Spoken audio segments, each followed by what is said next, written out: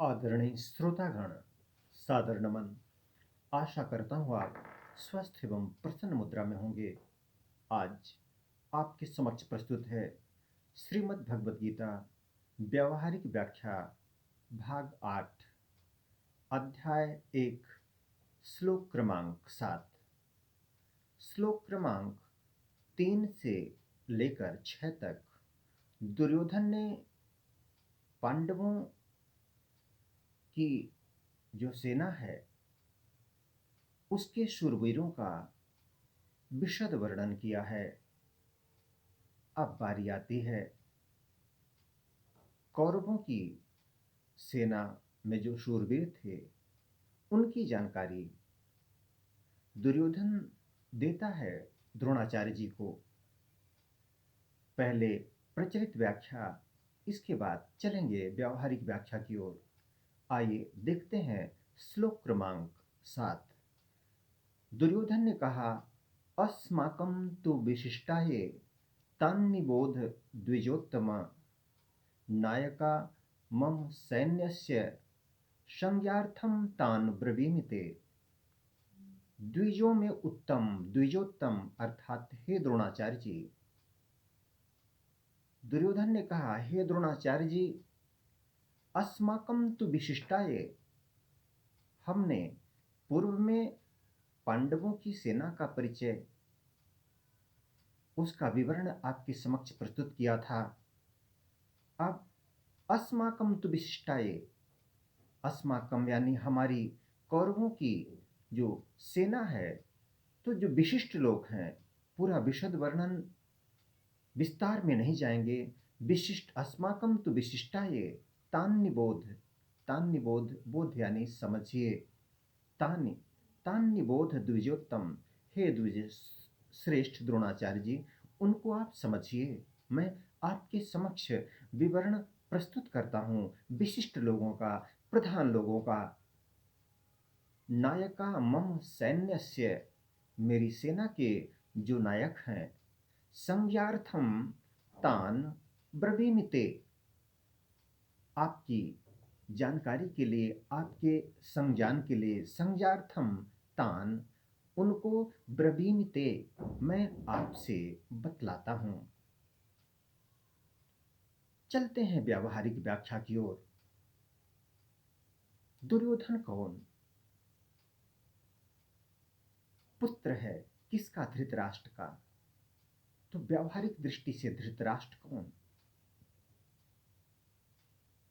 क्या ये दुर्योधन, धृतराष्ट्र वही जो कुरुक्षेत्र में भौतिक युद्ध की बात होती है, क्या ये पात्र वही हैं, या इनसे हटकर ये कुछ और हैं? क्योंकि श्रीमद् भगवद गीता अध्याय 1 से लेकर अष्टादश अध्याय तक 700 श्लोकों में जब हम श्लोक का अंत देखते हैं तो हर श्लोक में आता है कि यह एक योग अध्याय है, यौगिक ग्रंथ है। यानी 700 श्लोकों में योग की बात हुई है, और योग है जोड़ने की बात करता है, तोड़ने की नहीं, मारने की नहीं, पीटने की नहीं, खून खराबे की नहीं, क्रांति की नहीं, शांति की बात करता है। तो फिर इसका आशय हुआ कि उस युद्ध क्षेत्र से हटकर यह कहीं कोई और युद्ध है। यह युद्ध है आसुरी और दैवी शक्तियों का। सुमति कुमति सबके उर रहहीं, वेद पुराण निगम अस कहहीं, जहाँ सुमति तह संपत्ति नाना, जहाँ कुमति तह विपत्ति निधाना। ये सुमति और कुमति जो सबके अंदर है, ये दो सेनाएं, सकारात्मक और नकारात्मक वृत्तियों की जो सेनाएं हैं, जो इनके बीच का युद्ध है, इसी युद्ध का वर्णन है श्रीमद् भगवद गीता में। आइए श्लोक क्रमांक 7 में क्या हुआ है देखते हैं। आसुरी शक्तियों के मूल में बैठे हुए मोह रूपी धृतराष्ट्र आसुरी शक्तियों के मूल में मोह को बताया गया है और धृतराष्ट्र वही पात्र है। गोस्वामी जी ने कहा है, मोह सकल व्याधिन कर मूला। जब मानसिक रोगों की चर्चा हुई है तो मोह को मूल में रखा गया है। धृतराष्ट्र, मोह रूपी धृतराष्ट्र का जो पुत्र है, जो उस सेना का प्रधान सेनापति है, टॉप कमांडर है, उसका नाम दुर्योधन रखा गया है। जहां भी दो उपसर्ग लगता है वह अनिष्टकारी होता है। दुरुपयोग, दुर्दिन, दुराचार, यानी जहां जहां भी दु लगता है दुख लाता है। यानी दुर्योधन वह पात्र है जो एन केन प्रकारेण जैसे तैसे करके जीवन में दुख लाने के निमित्त बनता है। दुख किसी रूप में आए, कभी भी आए, किसी कारण से आए,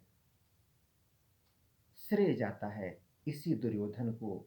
दो यानी खराब, अनिष्टकारी, यो धन, जो धन खराब है, अनिष्टकारी है, विनाशकारी है, वही है पात्र दुर्योधन। और इस दुर्योधन ने खबर दी है किसको? द्विजोत्तम द्रोणाचार्य को। ये द्रोणाचार्य पात्र कौन व्यावहारिक दृष्टि से? तो जो हमारा द्वैत का आचरण है वही है द्रोणाचार्य। द्वैत क्या? अद्वैत वेदांत कहता है, ब्रह्म सत्यम जगन मिथ्या, जीवो ब्रह्मैव नापरः। ये जो ब्रह्म है, सत्य है, और जगन मिथ्या, यह संसार मिथ्या है। पर क्या हम व्यावहारिक दृष्टि से देखते हैं? क्या संसार के जो प्राणी हैं, मनुष्य हैं, ऐसा मानकर चलते हैं? नहीं, वे तो संसार में आकंठ डूबे हैं। भले ही पारमार्थिक दृष्टि से उनका जीवन, यह शरीर मिट्टी का पुतला है, बचपन से युवावस्था और धीरे धीरे अंततः जीर्ण शीर्ण होकर मिट जाता है। पर जीते जी इसका भान रहता कहाँ है? कहाँ यह लगता है कि यह जगन मिथ्या, जीवो ब्रह्मैव नापरः, यह जीव ब्रह्म ही है और यह संसार मिथ्या है। संसार को मिथ्या पूरी तरह से जगत गुरु शंकराचार्य जी ने भी नहीं कहा है, क्योंकि आभास होता है इस संसार का। व्यावहारिक दृष्टि से यह संसार सत्य है, हाँ, पारमार्थिक दृष्टि से असत्य है, क्योंकि इन आँखों से, चर्म चक्षुओं से जो कुछ दिखता है वह विनाशी है। और अमर तत्व तो आत्मा है, अजर अमर अविनाशी आत्मा है। तो हमारा ये जो द्रोणाचार्य का पात्र है, ये द्वैत का आचरण है। वह भाव, वह सोच, वह झुकाव, वह लगाव, जिसके कारण इस संसार के मिथ्यात्व के बावजूद इसमें सत्य का आभास होता है और संसार के सारे सारे प्राणी जगत के क्रियाकलापों में डूबे हुए दिखते हैं, खोए हुए दिखते हैं। और चंद मिनटों के लिए ध्यान, योग, पूजा पाठ के समय ऐसा एहसास हो भी जाए कि नहीं, यह संसार मिथ्या है। आरती करते समय तन मन धन सब है तेरा, स्वामी सब कुछ है तेरा।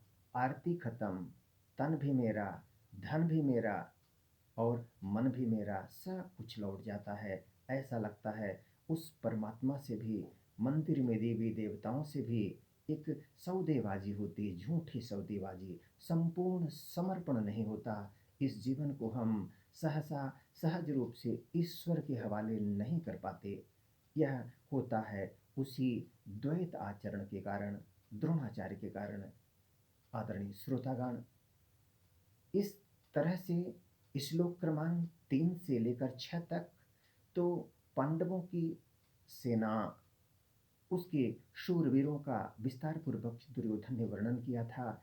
अब यहाँ श्लोक क्रमांक 7 में द्रोणाचार्य जी से संकेत किया है कि वह आसुरी सेना का विवरण देना चाहता है, उनकी जानकारी में लाना चाहता है। जिस तरह से एक गार्जियन को सूचना दी जाती है, कुशल क्षेम की तैयारियों की सूचना दी जाती है, युद्ध सामने है, तो पांडवों की सेना में कौन-कौन थे, यह जानकारी द्रोणाचार्य को दुर्योधन ने दी। और अब बारी आई है आसुरी शक्तियों की, यानी कौरवों की सेना में कौन-कौन से नायक हैं, इसका विस्तार पूर्वक वर्णन वर्णन होगा इस श्लोक क्रमांक 8 से आगे। आदरणीय श्रोतागण, आज्ञा दें इसी प्रसंग के साथ। मिलेंगे पुनः एक नए प्रसंग के साथ। तब तक स्वस्थ रहें, प्रसन्न रहें। वीडियो देखने के लिए धन्यवाद एवं आभार। जय श्री कृष्णा।